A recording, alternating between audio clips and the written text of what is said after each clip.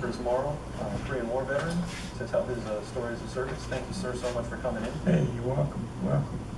Just to start off the interview, could you just give us a quick kind of background of your life? When and where were you born? I was born here in Chicago, 1933, South Side, Brownsville. And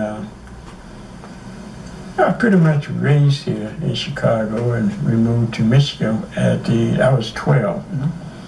And we lived in lower part of Michigan. It's called a little town called Buchanan, Michigan. From 12 to 16, 17 actually, and I joined the Army from there. And from there, Fort Riley, Kansas. That's where I took my basic training. That was the 10th Infantry Division, I believe. It's a mountain division, I know. And took basic training there. And from there to Fort Belvoir, Virginia. One of the fields that was open at that time, or at least for me, was demolition, engineering, and booby traps. I think ground, it covered that course, see. Right. And so I was stationed there for actually no more than about, I think that was a 9-month course. And I was there for probably about 3 months. And that's when we got news of the police action. That's what it was called then. Right. And yeah, so we all, 17, 18 years old, we wanted to see some action. Right. We wanted to travel and all that stuff. So we volunteered. Most of everyone. Yeah. Yeah, Did you have any brothers and sisters growing up?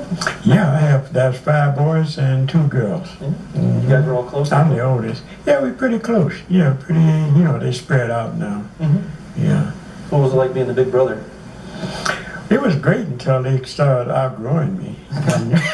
I'm 5'6", and my brothers just shut up. And I said, oh man, I can't boss them around, Right. So Turned out yeah, it was great. They was all nice, good citizens,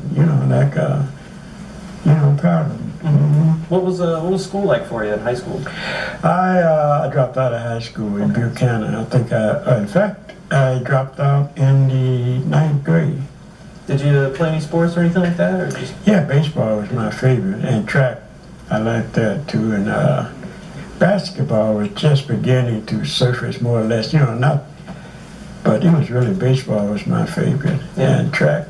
Yeah. What event did you run in track? I didn't run any because, like I said, I dropped out. Oh, okay. Into 9th grade. So you didn't have a chance to try it. Okay. I never got a chance, All right.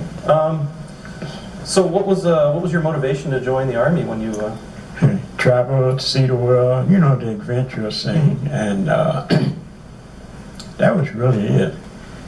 Of course, I promised my mother that she was a single parent by then, single mother, and with 5 children, well, 7 all total. Right. So I promised her that I would finish my education, all the things that mothers like to hear. And so she let me go. She had to sign a consent. Right. And I just about did what I promised her, especially on the helping out, the financial part with sending money home every month. That's good. So that was my, it was just an adventurous thing for me. Like most of us back in those days, Yeah. What year was it then when you signed up? That was 1950. On my birthday was the 27th of March, and April the 6th I was being sworn. April the 10th, April the 6th I was being sworn in. 17 years young, huh? 17 years young, yeah. Was there ever anybody in your family that was in the military? My brother, he went in, I think around 52, I believe, when I came home on a furlough. Okay. Then he decided he wanted to join. Did he go overseas? He went overseas. He did 22 years, but he was in the Air Force. Okay. And he never saw action. That was good, Yeah. Probably had enough stories from Big Bro to sway his decision. Yeah, well, actually, I didn't talk about my experience then because, I didn't want to encourage anyone else. They are under, it's kind of hard to explain to people's I mean, the realities of war. Right. They take it like heroic, and you know, everybody, you want to do it, so you don't want to be responsible for some kid Going out and getting killed or made for life or something. That's completely understandable. Did so you said you went to Fort Riley, Kansas for your basic training? Yeah, that's where I took mine. What was basic training like for you? Basic training was okay, you know, but I think there was 6 black, you know, the Army was just still sort of segregated a bit, but the base was okay. But I think we had 16 weeks, if I'm not mistaken. It was infantry basic, right? Infantry basic, yeah. And basic training was, you know, it wasn't bad. You know, you get a couple of bullets, and then, you know, but I managed that. It was nice. I mean, it was like. Was it what you expected, more or less, or? Well, you know, they drill you, you know, the rope. Yeah, they run you through the ringer. They run you through the ringer, you know. If you go, you look at, we're going to wash you. But I was determined to make it, you know, to prove that I could endure as much as the 6-footers, you know, and so forth. So, would you say that your size had did it hinder you at all, or did you just? Well, you know, being light, I think I weighed about 100 and. I just made it bad. What's the requirement? I think it was 115 or something for my height. Yeah, I think I was 123 when I joined in. Well, it was. I think that was the same, and for my weight. Yeah. I mean, for my height, which is 5'6". Yeah. So, like I said, it was like Boy Scouts. Really, it was like it wasn't no big old deal because I didn't take jump training, so it was mostly classroom back in those days. What were you learning in the classrooms? Rifle, you know, small arm, and disassemble your weapons, and you know, you slept through. You know, it was kind of difficult to stay awoke. You know, especially during the summer. You know, there was no air conditioning, so you know you dozing off. Yeah, you dozing off and stuff. You know. So then, did you volunteer then for demolitions training? Yeah, I volunteer for everything. I volunteer to join the service. I volunteer for the demolition because it sounded exciting, you know. And there I volunteer for a career. Right. Yeah, and what was it like at Belvoir then when you did demo training? Belvoir was okay on the base, but the more, you know, DC was still segregated. I mean, you had white only and black only. You know, I couldn't understand that because, you know, being born in Chicago and raised, you know, here and also Michigan, I couldn't really understand it. So, you know, I just, you know, you walking around, damn, what's this all, you know, stuff. But one of the good parts about DC was, you know, at that time you could just walk in and walk around, you know, tour, you know, and the White House, I think I remember going there, and they have a certain area that would be roped off. Well, that was the area that the president would probably, you know, their quarters. And, you know, you may see Secret Service, you may see one or two. They probably see us, but you know, it was free. There was no barricades, and you know, you could just roam around. Of course, that was a tour. You know, what were some of the things that you were training on at Fort Belvoir? Just demolition, and you know, we did some. With C2, the explosives like C2 and C4, I believe it was. They are probably completely obsolete now. And it was mostly a demonstration. And they wasn't trusting us with, you know, we get a chance to feel it and explain about truces and saying. Did you get to blow much stuff up when you were at the... We didn't get a chance to blow up anything. No Bangalores, nothing like that? No. It was mostly like a classroom because I didn't finish the course. Because you volunteered for Korea? Yeah. Okay. If I had finished, you know, more advanced, they probably would have. But when, you know, Korea started, that was, you know. Did you ever have like any flamethrower training or bazooka training or anything like that? Bazooka? Yeah, you know, they introduced the bazooka 3.5, I believe it was. in Korea. Okay. Once I got to Korea, but it didn't work too well because in the terrain that we were fighting in, it's mountains.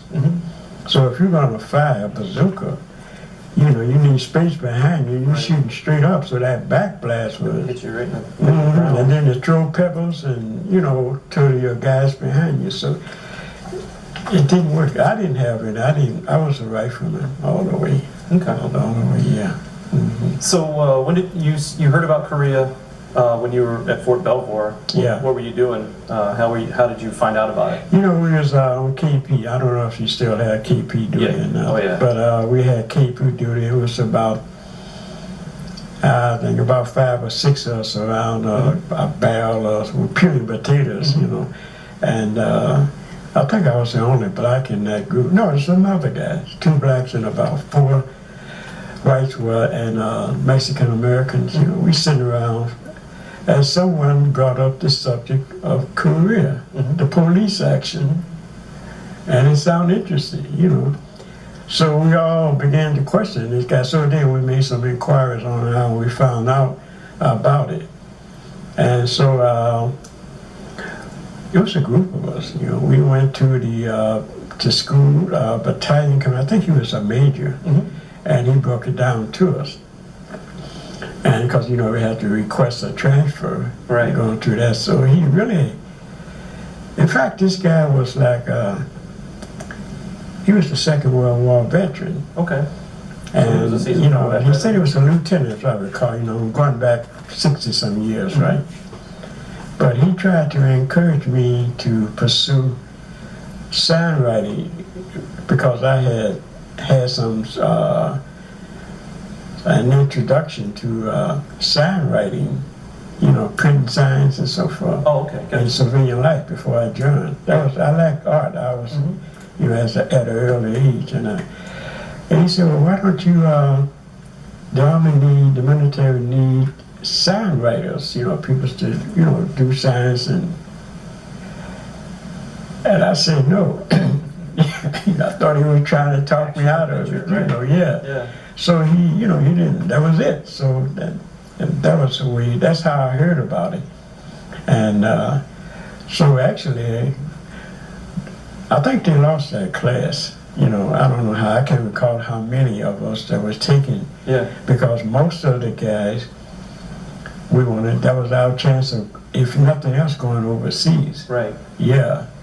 And I think I had a change of heart about demolition anyway then, because I saw you only get one mistake. That's it. And so that was a good out for me. I imagine it could have been for the others. But then the adventure, that was the overwhelming reason for going there. So how much time did you have in between Korea or between finding out about Korea and actually going to Korea? Hey, I had 8 days coming.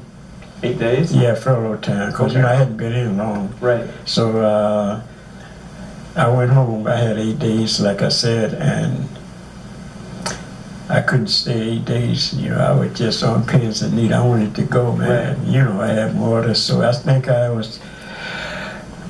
stayed home about 5 days. And I just told my mom, I said, Mom, I want to go, so I just left. And, so it was actually 5 days. And from there I went to, Camp Stoma, and from Camp Stoma to Korea. Was that on the West Coast, right? Yes, on the West Coast. Camp Stoma, yeah. And I probably was there maybe a couple of days. I don't recall exactly. And from there to Japan, Camp Drake. And they outfitted us up and everything. And I probably was there for, I don't know, things was real hot in Korea then. I think that was a little bit, that was right after the Chinese entered the war. Yeah, okay. So that's after we were pushing north, and then the Chinese were starting to... The Chinese, they just came over. Right, you're right. We were pushing north, and the Chinese came across the border. So they was in need. So I arrived in Korea December, I'll never forget this day, December the 4th.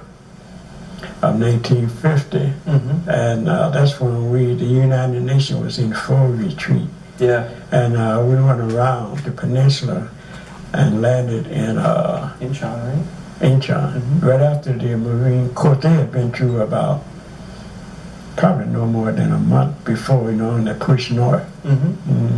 Yeah, I remember it was right after the Pusan perimeter, I think. Right, that's where I joined them at. I think we were like 8 miles north of Pyongyang. Okay, yeah. Yeah. Wow.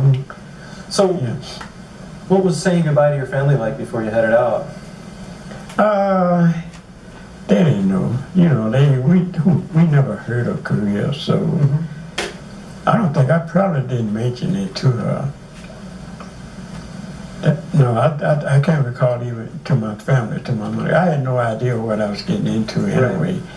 And she didn't either, any of us, and family members. And even most people had never heard of Korea before. And so it wasn't hard. Then once I got there, I was right home, and because I never mentioned, just the good stuff. You don't want to tell your family. Yeah, you don't want to scare your mom. Yeah, she don't know. She wouldn't know what to do anyway. Right.